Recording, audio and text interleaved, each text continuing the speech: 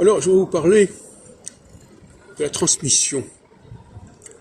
Quand quelqu'un arrive dans un pays qu'il ne connaît pas, qui n'est pas le sien, qui n'a pas grandi, comment peut-il se repérer et comment peut-il s'intégrer?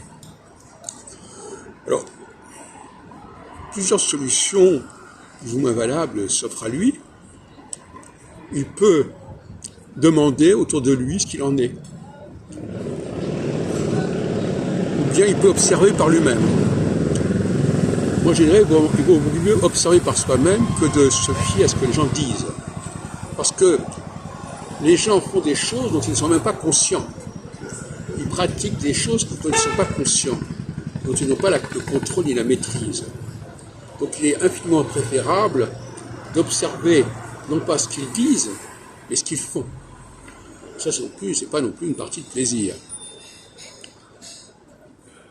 Alors il y a deux tropismes qui se présentent à quelqu'un qui veut entrer dans un milieu qui n'est pas le sien. Soit il est dans le mimétisme, c'est-à-dire qu'il veut imiter les gens qu'il voit, avec plus ou moins de bonheur et avec plus ou moins d'acuité d'analyse. Mais alors là, il risque fort de passer à côté d'un certain nombre de choses, parce que, qu'est-ce que vous voulez, comment peut-on imiter quelque chose qu'on ne connaît pas? On ne peut l'imiter que de manière superficielle, qu'en apparence. Et puis deuxièmement, il y a le tropisme de l'interdit, du tabou. Les gens peuvent être attirés par ce qui est interdit. Et ils ne le font pas par conviction en soi, ils le font parce que c'est interdit.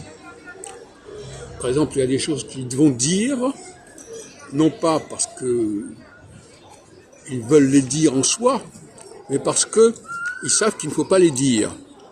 Et ça les démange de le dire quand justement c'est interdit de le dire.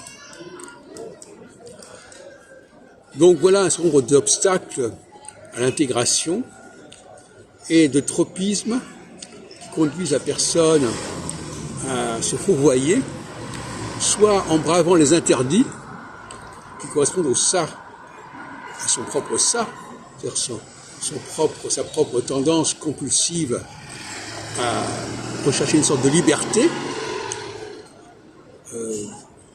ou bien au contraire un processus de mimétisme qui consiste à